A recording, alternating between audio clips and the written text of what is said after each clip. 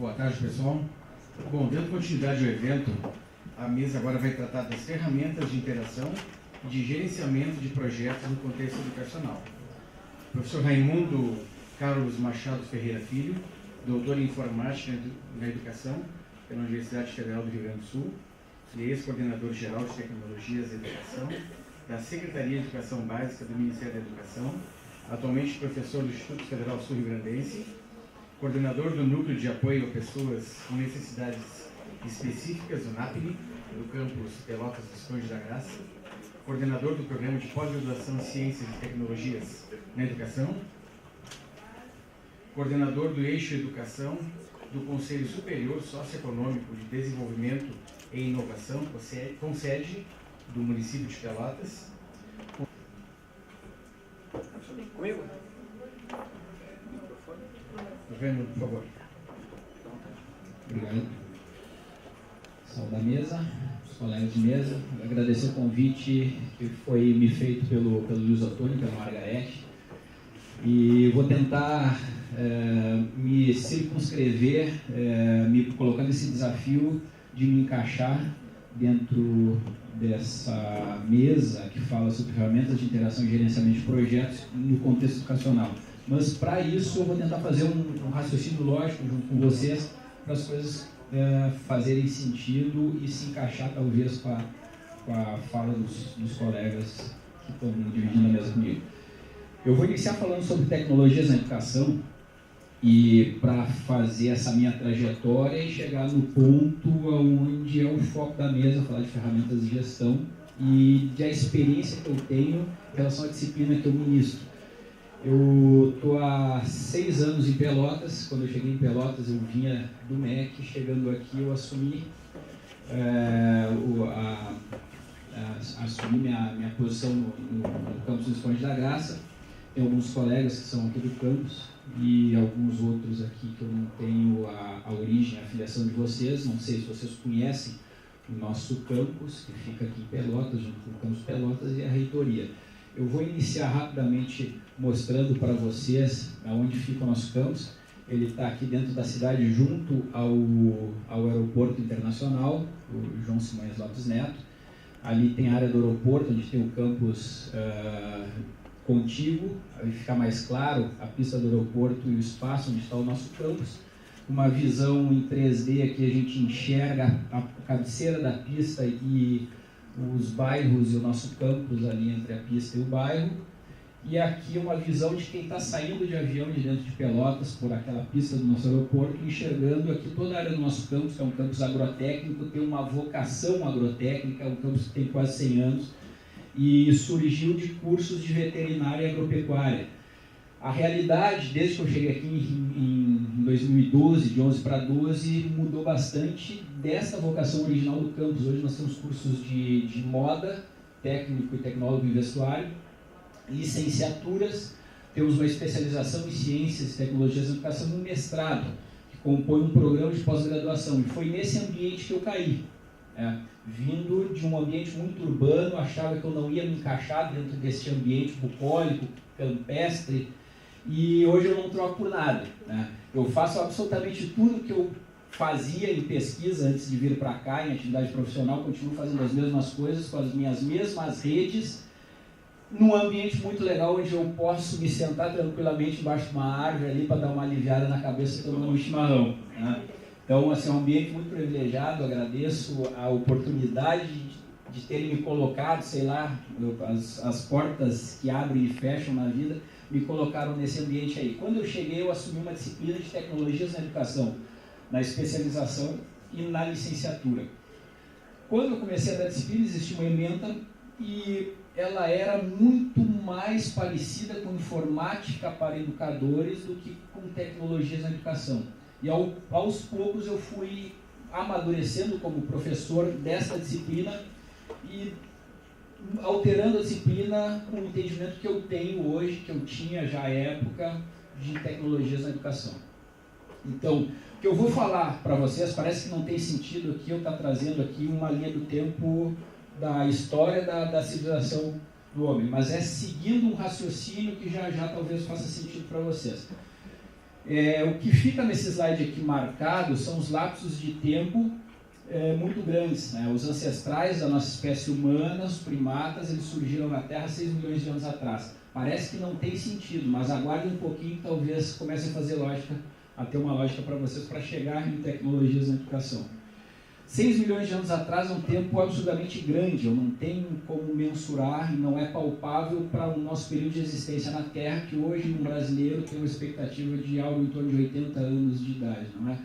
Então, em torno de 2 milhões de anos atrás surgiu o Homo erectus, quase que contemporâneo existe o Homo habilis. Este Homo habilis era o homem que começou a produzir ferramentas de pedra lascada, era o homem que vivia nas cavernas, todos esses nossos ancestrais aqui, eles viviam em cavernas, eram caçadores, extrativistas e nômades, né?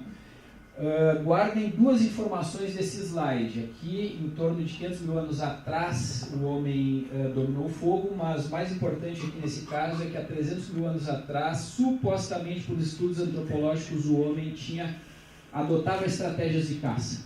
Bom, nessa época aqui, nesse período, não existia linguagem falada, existia supostamente comunicação visual. Hoje, inclusive, é uma disciplina estudada nos cursos de comunicação. Bom, supostamente existia comunicação visual e a partir dela os nossos ancestrais conseguiam definir estratégias de caça ou para definir o que era perigoso ou não a partir dessa comunicação visual para mulheres, idosos ou crianças, do que eles deviam evitar ou que não poderiam se aproximar ou de que forma que eles se aproximariam em grupo para abater um mamífero corpulento.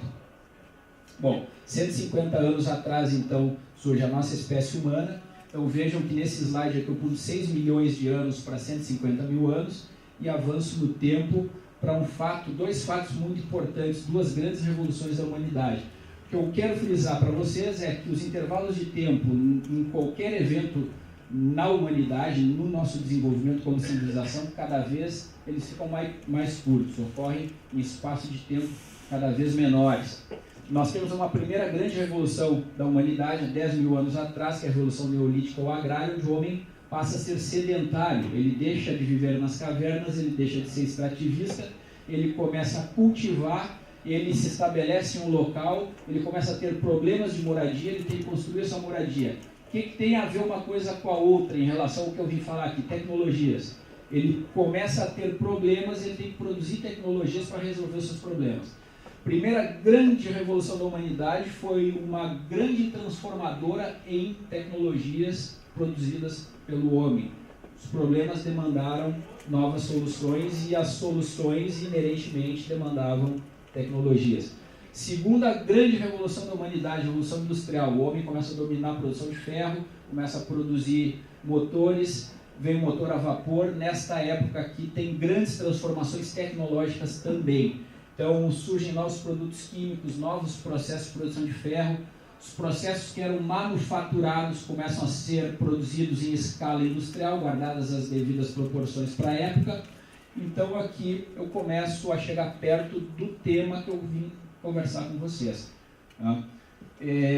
Existe aqui um fato que não é uma grande revolução, mas é um fato que interfere na nossa atividade profissional até hoje. Eu vou me abster de fazer um diálogo com vocês, como normalmente eu faço, em função da limitação do tempo, e já vou dar a resposta, que eu perguntaria para vocês se alguém lembraria de que grande fato, professor de História, João, se arrisca? Geografia, então não vou arriscar te perguntar. Pronto. E nós temos aqui então a prensa móvel em 1450. Neste momento, então, os livros que eram manufaturados, escrito um volume de um único exemplar, passam a ser produzidos em escala. Isso proporciona a democratização do conhecimento, naquela época, comunicação em massa. E hoje a gente usa ainda como uma tecnologia educacional até hoje indicada e amplamente utilizada em sala de aula, são os livros, não é? Em outra mídia, a gente usava eles em mídia impressa, agora cada vez mais estamos usando em mídia digital. Mas enfim, continuam sendo livros. Bom, E aí avançamos para as grandes revoluções, uma que nós estamos vivendo até hoje, que no meu entendimento ela começa mais ou menos na metade do século retrasado. Então a gente tem a prensa móvel, que é esta invenção do Gutenberg, que está aqui no slide anterior. Eu avanço e começo essa nova linha de tempo a partir dela. Ela ocorre mais ou menos em 1450 aproximadamente. Depois nós temos o telégrafo em 1835, o telefone em 1876, o rádio em 1893 e a televisão bem na virada do século XX, em 1925. Nesta época, bom, agora nós já percebemos claramente um encurtamento de tempo para as transformações tecnológicas que vão ocorrendo, principalmente em relação aos meios de comunicação. Tem alguns fatos curiosos aqui que eu gosto de enfatizar, justamente por a gente ter acesso através da internet ao que está acontecendo ao redor do mundo quase que em tempo real, ou em tempo real. No tempo que eu estava no ensino médio, eu aprendi, me ensinaram que o Graham Bell era um inventor do telefone.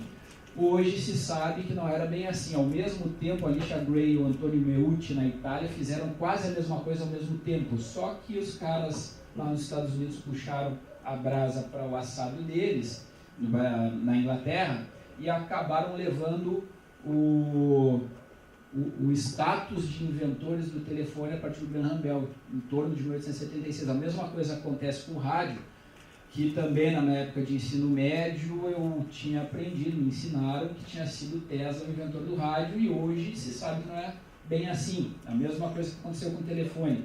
Guglielmo Marconi na Itália e Roberto Landel de Moura fizeram a mesma coisa quase que ao mesmo tempo, e parece que o Landel de Moura foi o primeiro a conseguir ter sucesso no experimento de comunicação via rádio, com uma transmissão de um ponto ao outro via rádio. Curiosidade é que o Landel de Moura é porto-alegrense, logo a invenção do rádio é gaúcho, né? Sem querer ser bairrista. Mas também puxando um pouquinho a brasa para o nosso assado. E aí vem a invenção da televisão. A primeira transmissão ao vivo televisionada foi a Olimpíada de Berlim em 1936. Ali tem um fato histórico emblemático, que era o Jesse Owens, que foi campeão de 100 metros rasos, negro, que botou em xeque, na época, a supremacia da raça ariana pregada pelo Hitler, e isso registrado ao vivo pela televisão.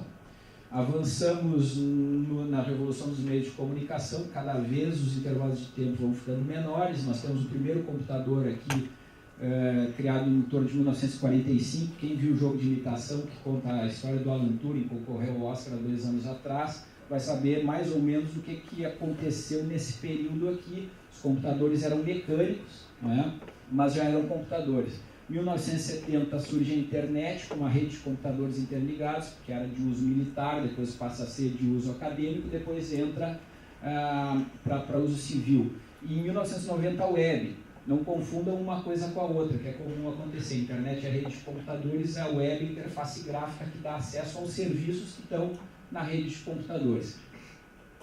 E chegamos ao ponto onde eu faria uma discussão com você sobre o que é tecnologia. Vimos aí uma passada de 4, 5 slides, um período de 6 milhões de anos até nós chegar no nosso estágio atual, para a gente discutir o que é tecnologia e o que é tecnologia educacional. E esse ponto aqui me coloca, então, numa trajetória que me fez constituir a minha disciplina, que minha não, mas a disciplina que eu ministro há 5, 6 anos aqui no Campus Pelotas. E com esse entendimento foi que eu constituí a disciplina e me faz trazer essa minha experiência dentro da disciplina aqui para vocês.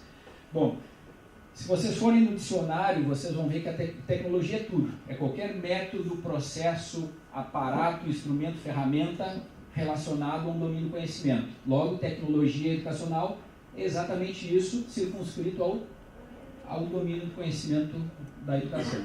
Então, tecnologia educacional não são só as digitais. Tecnologia da educação é qualquer coisa que se use com o propósito de ensinar algo ou o aluno aprender algo. Se vocês tiverem alguma consideração, podem... eu vou ter um tempo limitado, acho que deixo a discussão para depois, mas podem fazer suas críticas na hora que a gente abrir o diálogo. E aí, recordam que no primeiro slide eu tinha dito, né, para prestar atenção naquele item que falava que nós já tínhamos, há 300 mil anos atrás, os nossos ancestrais já tinham estratégias de caça definidas a partir de uma comunicação visual. Logo, ele tinha as suas estratégias, a sua comunicação baseada em comunicação rupestre, né? Ele escrevia com carvão e extrato vegetal na parede, e nós temos os registros até hoje, através de estudos antropológicos colocados aí nessa condição de que aquilo não servia só como uma arte ou algo que era uma expressão individual ou pessoal, mas servia para comunicação em grupo. Mas a pergunta que fica aqui é: o que mudou desde esta época em relação à comunicação visual a partir de uma mídia, de um anteparo e dos recursos das tecnologias que ele tinha naquela época das cavernas, com o que eu estou fazendo agora, nesse exato momento aqui com vocês? Não é? Eu estou usando um anteparo, uma mídia, mudou do analógico, do rupestre para o digital, mas, em síntese, o que tem de diferente em relação ao que se fazia 300 mil anos atrás e o que eu estou fazendo exatamente nesse momento? Em síntese, nada. Muda a mídia, muda o meio. Então, onde é que está a diferença? Logo a gente conclui, se vocês me permitem fazer a conclusão por vocês, depois vocês podem me rebater. Tecnologia não resolve porcaria nenhuma. Né? O que resolve, de fato, é o papel do professor. É o método, a técnica que o professor faz, usando esta mídia, ou seja lá o que for, ou qual tecnologia for, para dar apoio à sua comunicação. E aí tens que te apropriar de todo o ferramental e tecnologia para tu fazeres a tua comunicação da melhor forma possível, que faça sentido para quem está te escutando. Então quem faz a diferença, na verdade, é o professor e o método que o professor usa. Bom, dito isto, eu passei aqui milhões de anos em 4, 5 slides, mas a gente consegue prever o que nós vamos ter daqui a 10 anos ou daqui a 40 anos? Pela rapidez das transformações que vem ocorrendo diariamente, como é que vai ser a sala de aula daqui a 40 anos para nós começarmos a nos antecipar e cada vez mais viver no mesmo giro que a sociedade vive e trazer esse giro para dentro da escola, para dentro da faculdade, para dentro da universidade. A educação à distância ela é uma mola mestra dessa discussão, porque ela faz nós repensarmos, ou pelo menos fazendo uma reflexão a respeito do que tem de tecnologia de ponta, né? Porque não se faz mais educação à distância pelos correios, como se fazia há bem pouco tempo atrás, 30 anos atrás. Né? Bom, eu vou deixar depois a apresentação para vocês. Esse vídeo aqui é emblemático. Não vou passar, ele demora uns 6 minutos, eu vou falar rapidamente em 30 segundos. O Arthur Clarke, ele foi roteirista do 2001, Odisseia no Espaço. Ele está em 1974 dando uma entrevista para um repórter. O filme é de 69. 2001 todo mundo ouviu falar, né? Se não viu, pelo menos sabe o que é. E o Arthur Clarke foi roteirista, é um dos únicos casos que eu conheço de que o filme gerou um livro. Normalmente os filmes são baseados em livro. Então ele pegou o roteiro, expandiu e depois publicou o livro. Mas esse videozinho curto, o repórter com o filho dele pergunta para ele, em 74, meu filho, em 2001 vai ter a idade que eu tenho agora, o repórter devia ter seus 40 e poucos anos, o que meu filho pode esperar da vida, do cotidiano, do mundo em 2001? E ele fala exatamente o que a gente tem hoje. Ele fala isso há 30, 40 anos atrás. Ele acerta na mosca. Ele diz que todo mundo vai ter um computador na mão, que vai acessar seus serviços, seus dados bancários, vai fazer suas transações, vai poder trabalhar de qualquer lugar do planeta, com toda a mobilidade possível do mundo. Ele fala isso nas questões do cotidiano, mas a gente extrapola isso também para o cenário educacional. Por isso a pergunta, vocês conseguem vislumbrar onde é que a gente vai estar daqui a 40 anos, como o Arthur Clarke fez lá em 1970? O cara devia ter um ET lá buzinando a orelha dele, porque era impensável assim, o cara acertar na mosca. Depois vocês assistam esse vídeo. Aqui tem um vídeo da RMT que conta a história da internet no Brasil, também é bastante ilustrativo. E vou avançando aqui para chegar no outro ponto importante. Isso aqui parece o que para vocês? Rapidinho. Rapidinho. Uma flor, um neurônio, um espaço, uma nebulosa. Todo mundo errou. Isso aqui é a densidade da internet. Aqui estão as mamoninhas, parecem umas bolinhas de mamona, né? Isso aqui é a densidade da internet em 2012 e aqui em 2016. E aqui, não, 2012, 14 e 16, vejo que fica cada vez mais denso. O que isso quer dizer? Que cada vez nós temos mais dispositivos conectados à internet. Ou seja, telefone está conectado à internet, as televisões estão conectadas à internet, as casas estão conectadas à internet, as câmeras estão conectadas à internet, está tudo conectado à internet. E isso faz com que a gente esteja ligado o tempo inteiro nas informações na rede, em tudo. Essa é a vida do nosso aluno. Né? É com esse aluno que a gente está lidando.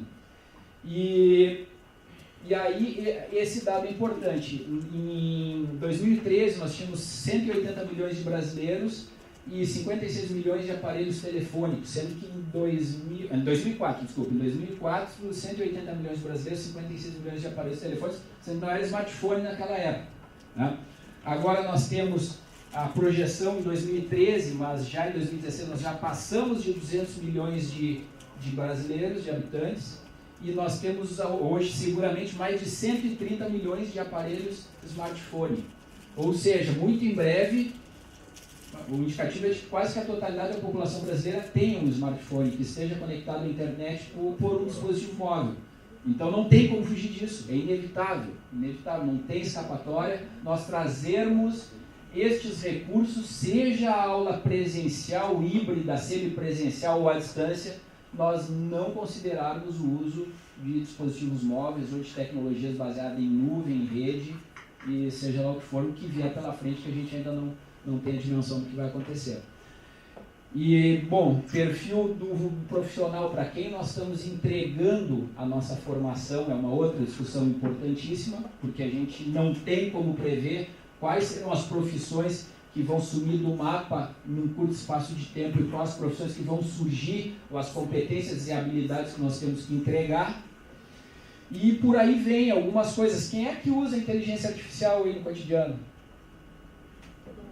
Todo mundo. Todo mundo usa IA no seu dia a dia.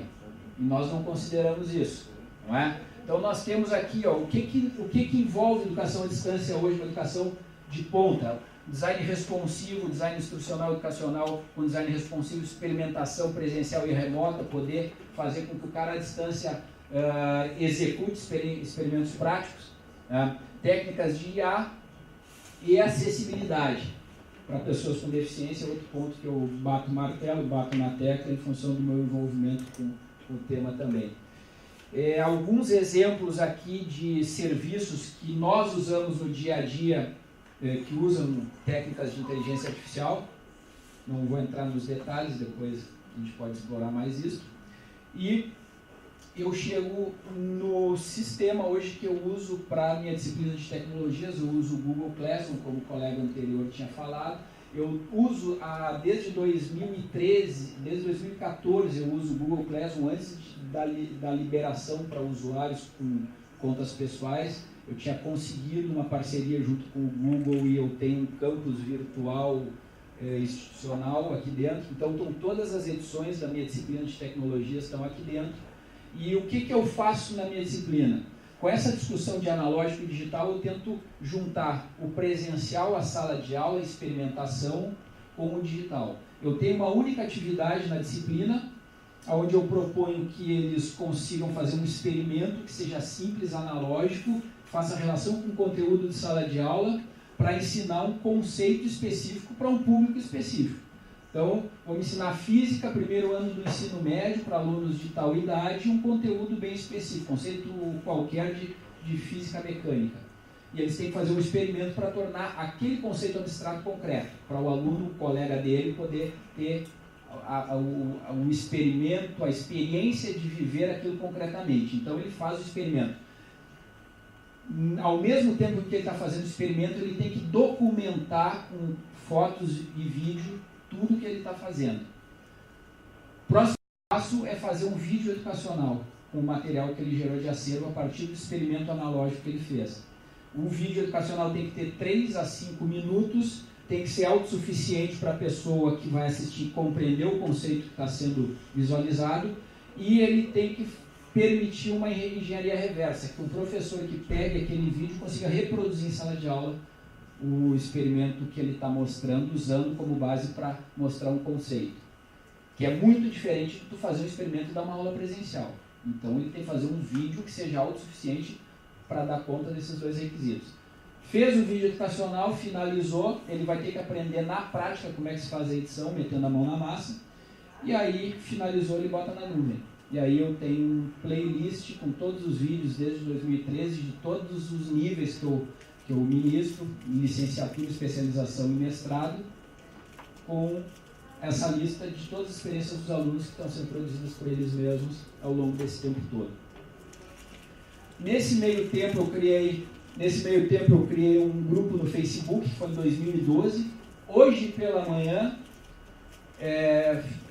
comemorei o milésimo integrante do grupo, pediu acesso, eu dei sem nem ver quem era, já para completar o 1000º usuário do grupo. Esse grupo fica à disposição para vocês, porque neste ambiente aqui eu acabo trazendo assuntos para dentro de sala de aula. Eu criei esse grupo para falar sobre acessibilidade, inclusão, educação, ciência e tecnologia.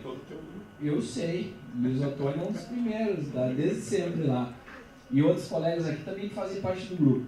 E aí eu faço, as pessoas são protagonistas, geram as suas notícias e por ali a gente debate algumas coisas, mas outras tantas eu pego dos parceiros do grupo e trago para discutir dentro de sala de aula, na medida do possível. Também é um ambiente amplo para compartilhar ideias.